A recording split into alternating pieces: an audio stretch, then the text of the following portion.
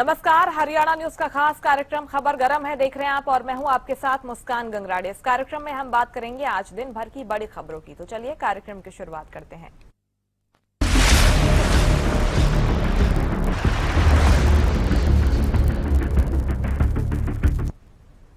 प्रधानमंत्री नरेंद्र मोदी ने शनिवार को महिला आरक्षण पर देश को 30 मिनट संबोधित किया। उन्होंने कहा, इस बिल में संशोधन नहीं हो पाया। मैं सभी माताओं बहनों से माफी मांगता हूं।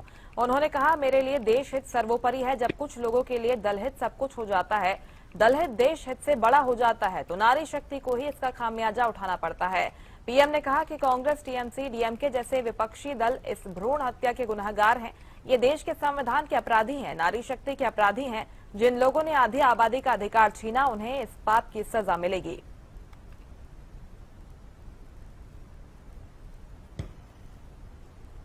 आज भारत का हर नागरिक देख रहा है कि कैसे भारत की नारी शक्ति की उड़ान को रोक दिया गया, उनके सपनों को बेरहमी से कुचल दिया गया। हमारे भरसक प्रयास के बावजूद हम सफल नहीं हो पाए। नारी शक्ति वंदन अधिनियम में संशोधन नहीं हो पाया और मैं इसके लिए सभी माताओं बहनों उनसे मैं क्षमा प्रार्थी हूं। हमारे लिए देश हित सर्वोपरि है, लेकिन जब कुछ लोगों के लिए दल हित सब कुछ हो जाता है, दल हित देश हित से बड़ा हो जाता है, तो नारी शक्ति को, देश हित को इसका खामियाजा उठाना पड़ता है। इस बार भी यही हुआ है।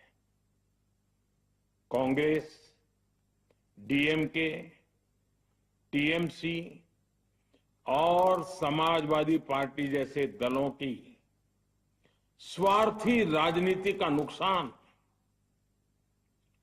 देश की नारी शक्ति को उठाना पड़ा है। देश की नारी शक्ति देख रही थी। मुझे भी ये देखकर बहुत दुख हुआ कि जब ये नारी हित का प्रस्ताव गिरा तो कांग्रेस, डीएमके, टीएमसी, सपा जैसी परिवारवादी पार्टियां खुशी से तालियां बजा रही थी। महिलाओं से उनके अधिकार छीनकर ये लोग मेजें थपथपा रहे थे। टेबल पर थाप नहीं थी, वो नारी के स्वाभिमान पर, उसके आत्मसम्मान पर चोट थी। और नारी सब भूल जाती है, अपना अपमान कभी नहीं भूलती। इसलिए संसद में कांग्रेस और उसके सहयोगियों के उन सबके व्यवहार की कसक हर नारी के मन में हमेशा रहेगी। देश की नारी जब भी अपने क्षेत्र में इन नेताओं को देखेगी तो वो याद करेगी कि इन्हीं लोगों ने संसद में महिला आरक्षण को रोकने का जश्न मनाया था। इस ईमानदार प्रयास की कांग्रेस और उसके सहयोगियों ने सदन में पूरे देश के सामने भ्रूण हत्या कर दी है, भ्रूण हत्या कर दी है। ये Congress, TMC, Samajwadi party, DMK जैसे दल इस भ्रूण हत्या के गुनहगार है। ये देश के संविधान के अपराधी हैं। ये देश की नारी शक्ति के अपराधी हैं। कांग्रेस महिला आरक्षण के विषय से ही नफरत करती है। उसने हमेशा से ही महिला आरक्षण को रोकने के लिए षड्यंत्र किए हैं। इस दिशा में पहले जितनी बार भी प्रयास हुए, हर बार कांग्रेस ने इसमें रोड़े अटकाए हैं। इस बार भी कांग्रेस और उसके साथियों ने महिला आरक्षण को रोकने के लिए एक के बाद एक नए झूठ का सहारा लिया। हरियाणा में निकाय चुनाव की घोषणा के साथ ही चुनावी मौसम ने दस्तक दे दी है और पार्टियां अपनी अपनी तैयारियों में जुट चुकी हैं। चंडीगढ़ से लेकर दिल्ली तक निकाय चुनाव को लेकर बैठकों का दौर जारी है। प्रभारियों की तैनाती, उम्मीदवार चयन के क्राइटेरिया से लेकर घोषणा पत्र तैयार करने पर जोर शोर से मंथन किया जा रहा है। ये रिपोर्ट देखिए।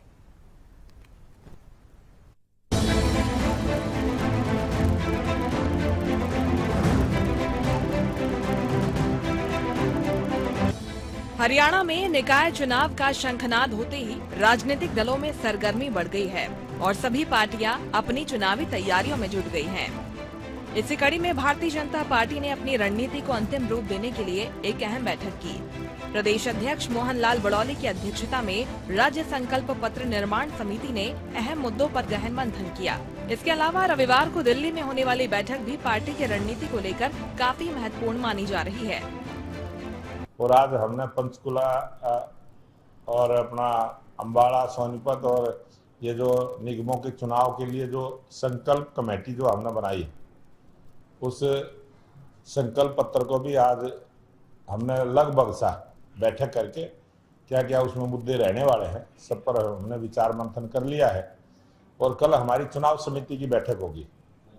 चुनाव समिति की बैठक में हमारा संकल्प पत्र भी रखा जाता है और जिन कार्यकर्ताओं को उम्मीदवार बनाना है उनका भी डाटा रखा जाता है।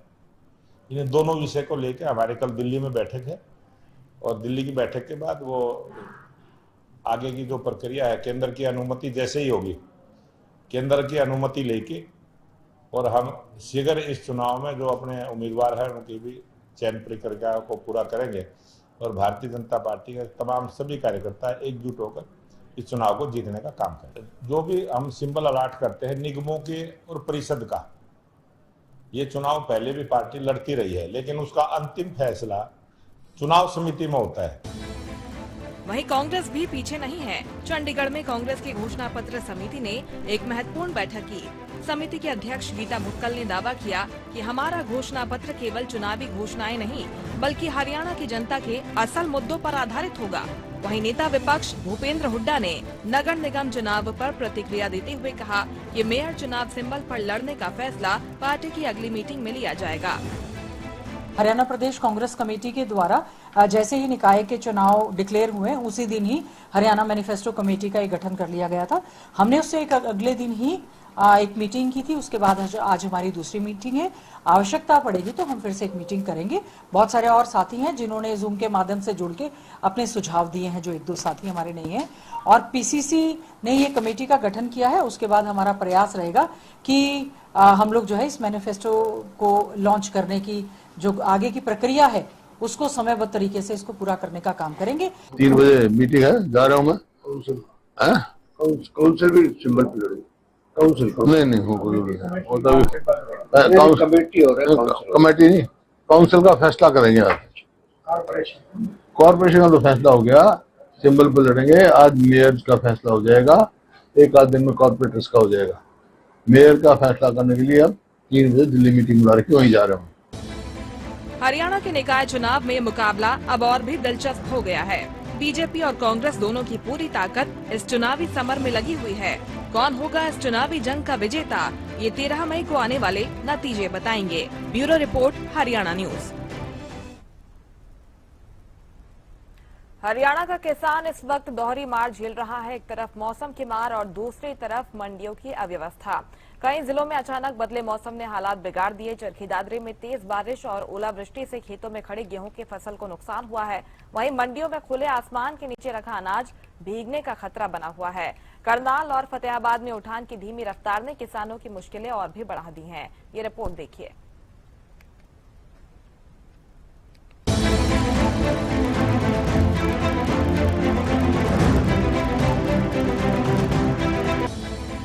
आसमान से बरसती आफत और मंडियों में दिख रही अव्यवस्था से किसान परेशान हैं। हरियाणा का अन्नदाता इस वक्त दोहरी मार के बीच फंसा हुआ है।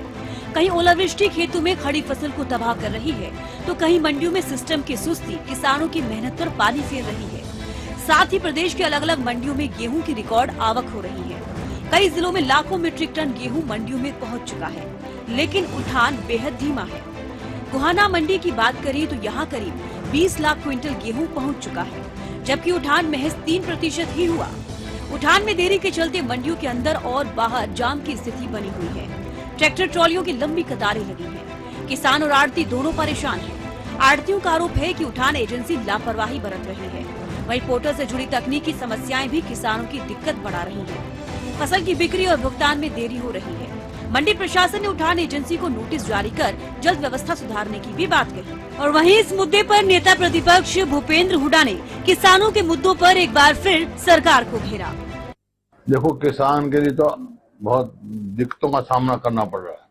जितनी मंडियां हैं, ना तो वहां रखने का स्थान है, लिफ्टिंग है ही नहीं। कई जगह बारदाना नहीं है, कई जगह लिफ्टिंग नहीं है, मतलब 20% भी लिफ्टिंग नहीं हुई। तो और इसी वास्ते जो किसान को जो है ना तो एमएसपी मिल रहा, जबकि वायदा ये था कि हम 72 घंटे के अंदर अंदर पेमेंट कर देंगे। 8 दिन हो गए, कहीं 10 दिन हो गए, कोई मतलब ही नहीं। और इसी वास्ते किसान ने मजबूर होके मंडियों में ताला लगाना शुरू कर दिया, जैसे दुबल धरना लगा दिया।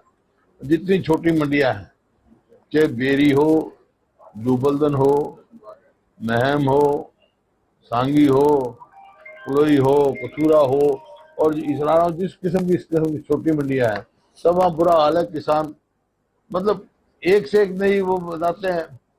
पहले तो पोर्टल लगा दिया, क्या मेरी फसल मेरा ब्यौरा, फिर पटवारियों से वेरिफिकेशन कराए, फिर पटवारी किस नाम के, फिर आधार कार्ड, फिर गेट पास, फिर आंखों की फोटो, फिर बायोमेट्रिक, फिर गारंटर, फिर कहीं लिफ्टिंग नहीं होनी। वहीं चरखी दादरी में तो हालात और बिगड़ गए। तेज बारिश के साथ ओलावृष्टि से कई इलाकों में जमीन सफेद हो गई। खेतों में खड़ी गेहूं की फसल को भारी नुकसान की आशंका है। ऐसे में किसान दोहरी मार झेल रहा है। एक तरफ मंडियों में अव्यवस्था और उठान की धीमी रफ्तार, दूसरी तरफ मौसम की मार। अगर जल्द हालात नहीं सुधरे तो नुकसान और बढ़ सकता है। अब देखना होगा प्रशासन कब तक व्यवस्था दुरुस्त कर किसानों को राहत दिला पाता है। Bureau report, Haryana news. Allahabad high court के आदेश के बाद कांग्रेस नेता राहुल गांधी एक बार फिर सुर्खियों में हैं। दोहरी नागरिकता के आरोपों को लेकर कोर्ट ने एफआईआर दर्ज कर जांच के निर्देश दिए हैं, जिसके बाद सियासत तेज हो गई है। हरियाणा के कैबिनेट मंत्री अनिल विज ने इस मुद्दे पर अपनी प्रतिक्रिया दी है। इसके साथ ही लोकसभा में महिला आरक्षण से जुड़े बिल के गिरने पर भी अनिल विज ने विपक्ष पर निशाना साधा है। वहीं पूर्व उप मुख्यमंत्री दुष्यंत चौटाला के काफिले को रोके जाने के मामले पर भी उन्होंने अपनी बात रखी है। ये रिपोर्ट देखिए।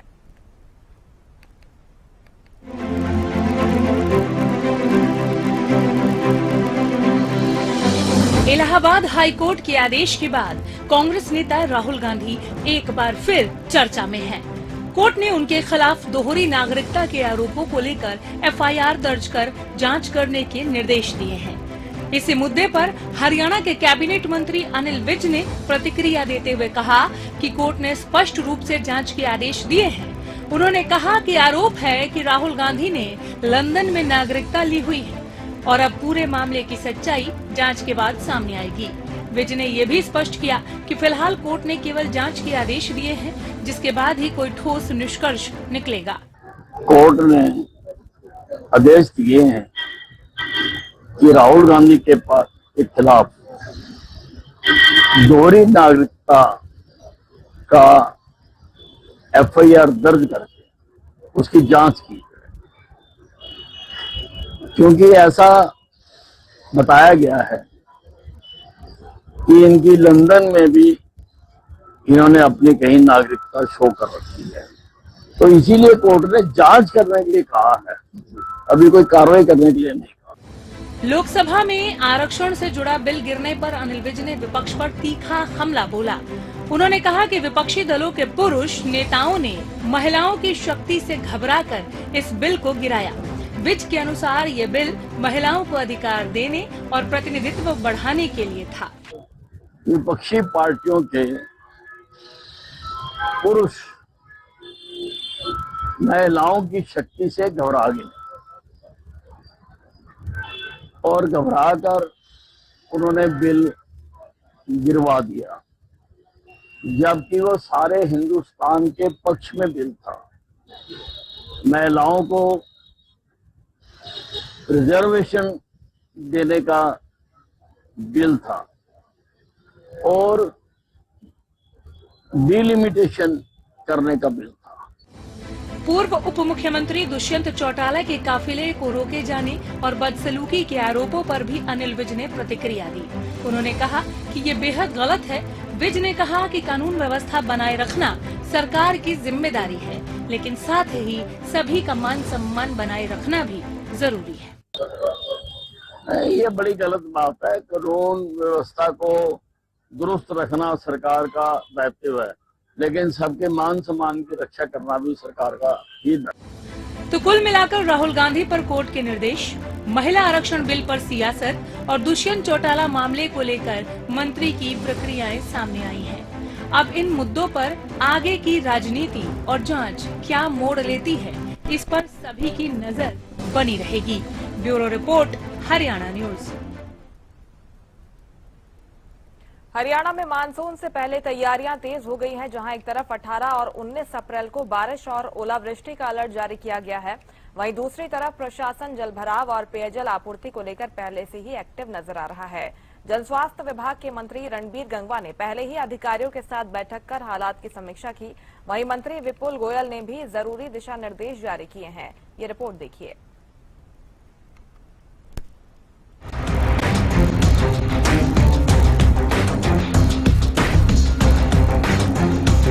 हरियाणा में मौसम का मिजाज बदला हुआ है। सक्रिय पश्चिमी विक्षोभ के चलते 19 अप्रैल तक बारिश और ओलावृष्टि की संभावना जताई गई है। इससे तापमान में गिरावट आई है और गर्मी से थोड़ी राहत मिली है। मौसम के इस बदले मिजाज के बीच प्रशासन ने भी मानसून को लेकर तैयारियां तेज कर दी हैं। आमतौर पर हरियाणा में मानसून जून के अंत या जुलाई के पहले हफ्ते में दस्तक देता है। जन स्वास्थ्य विभाग के मंत्री रणबीर गंगवा ने अधिकारियों के साथ बैठक कर पेयजल आपूर्ति और जल प्रबंधन को लेकर समीक्षा की। उन्होंने बताया कि गर्मियों में पानी की खपत बढ़ जाती है, ऐसे में नहर और ट्यूबवेल दोनों माध्यमों से पानी सप्लाई सुनिश्चित की जा रही है। ट्यूबवेल की जांच के निर्देश भी दिए हैं। उन्होंने ये भी कहा कि पिछले साल जहां जहां जल भराव की समस्या आई थी, उन जगहों को चिन्हित कर पाइपलाइन और निकासी के पुख्ता इंतजाम किए जाएंगे। सीवरेज सफाई के लिए मशीनें खरीदी गई हैं और बरसात से पहले सभी नालों और सीवरों की सफाई कराई जाएगी। आने वाले समय के अंदर बरसातें भी आएगी और बरसातों के समय के अंदर चाहे हमारे जो सीवरेज सिस्टम की बात हो, चाहे हमारा जो जहाँ जहाँ जल भराव होता है, क्योंकि पीछे जब बरसातें आई हैं पूर्व के सालों में जहाँ जहाँ जल भराव होता है, वहाँ की व्यवस्था पहले ही करने का काम जो है वो कर लें, ताकि बरसातों के दिनों में एकदम से वहाँ कोई दिक्कत परेशानी ना आए। और हमने पूरे हरियाणा प्रदेश के अंदर बहुत सी जेट मशीनें भी खरीदने का काम किया है, सुपर स्क्र मशीनें भी खरीदने का काम किया है और जहाँ जहाँ भी जरूरत है वहाँ सुपर स्क्र मशीन और जेट मशीनें लगा करके उसको बरसातों के दिनों से पहले उसको सारे सीवरेज की एक बार से सफाई करने का काम जो है जरूर करें। ये भी दिशा निर्देश देने का काम जो है हमने अधिकारियों को कहा है। इधर मंत्री विपुल गोयल ने भी अधिकारियों को मानसून से पहले सभी तैयारियां पूरी करने के निर्देश दिए हैं। लेकिन मेन विषय की आने वाले बरसातों के अंदर किसी तरीके का पानी का जल भराव ना हो। ड्रेनेज जो है वो क्लीन हो गई है, रेन हार्वेस्टिंग सिस्टम है उनको क्लीन कर दिया जाए, इस तरीके की व्यवस्था की बात। उसके अलावा CND वेस्ट के लिए जो नए प्लांट की बात है, CND वेस्ट को और बेटर करने की बात है, वो चर्चा हुई है। और वेस्ट टू एनर्जी जो प्लांट है सरकार की प्रायोरिटी है, उसको एक्सपेडाइट करके गुरुग्राम के अंदर लगाया जाए। और इंफ्रास्ट्रक्चर की बात है, चाहे सीवरेज व्यवस्था की बात है कि सीवरेज व्यवस्था के अंदर भी गुरुग्राम को 4 भागों में बांटकर उसको एक मॉडर्नाइज तरीके से और बेटर तरीके से सीवरेज सिस्टम को क्लीन किया जाए, जिससे कि सीवरेज और ड्रेनेज की व्यवस्था गुरुग्राम के अंदर अच्छी। वहीं कृषि विभाग ने किसानों को सलाह दी है कि हालिया बारिश और ओलावृष्टि से फसलों को नुकसान हो सकता है, इसलिए कटी हुई फसल को सुरक्षित स्थान पर रखें। यानी एक तरफ मौसम का बदला मिजाज तो दूसरी तरफ प्रशासन की तैयारियां। अब देखना होगा कि मानसून से पहले किए जा रहे ये इंतजाम जमीनी स्तर पर कितने कारगर साबित होते हैं और किसानों को कितनी राहत मिलती है। Bureau report, Haryana news.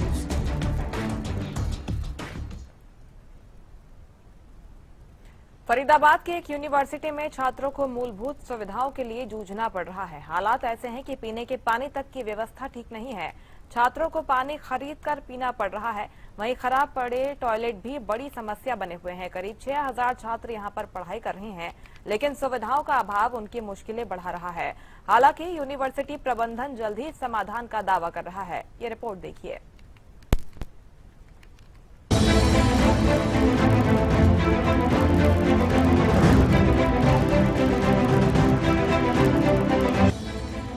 पढ़ाई के लिए यूनिवर्सिटी पहुंचे छात्र, लेकिन यहाँ बुनियादी सुविधाओं का टोटा साफ नजर आ रहा है।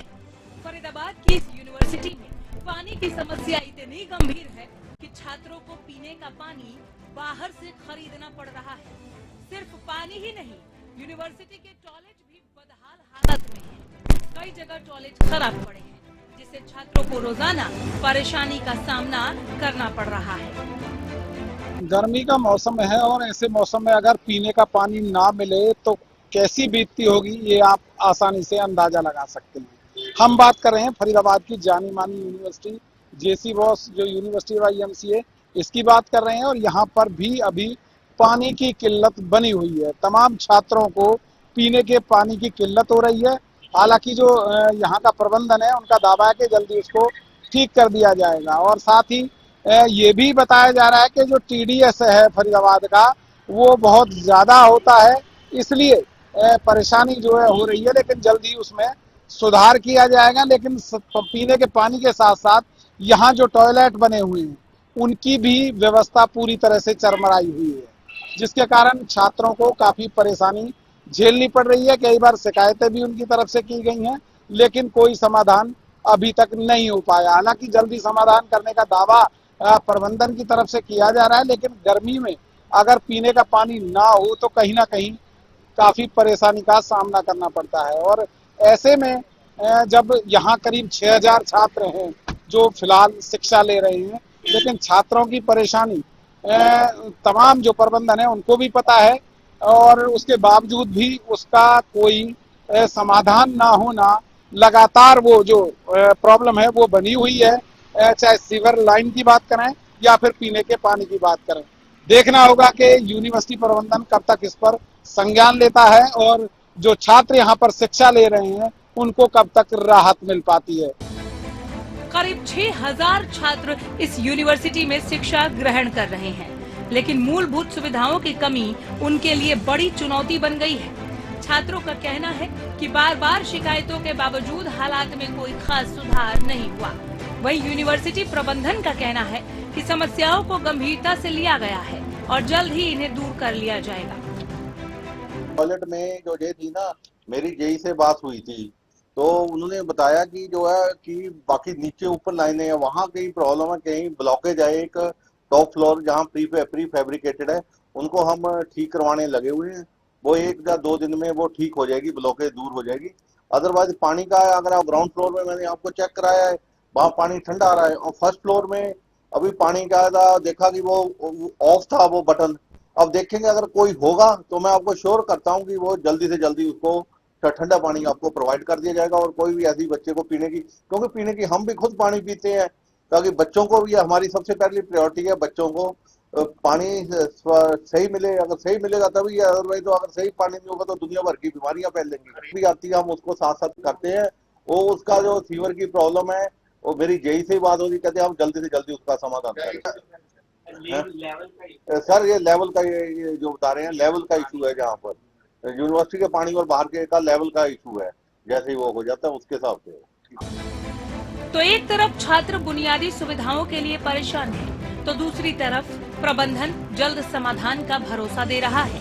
अब देखना होगा कि ये दावे कब तक हकीकत में बदलते हैं। Bureau report, Haryana news. और इसी के साथ हमारे खास कार्यक्रम खबर गरम है में फिलहाल इतना ही। आप देखते रहिए हरियाणा न्यूज। नमस्कार।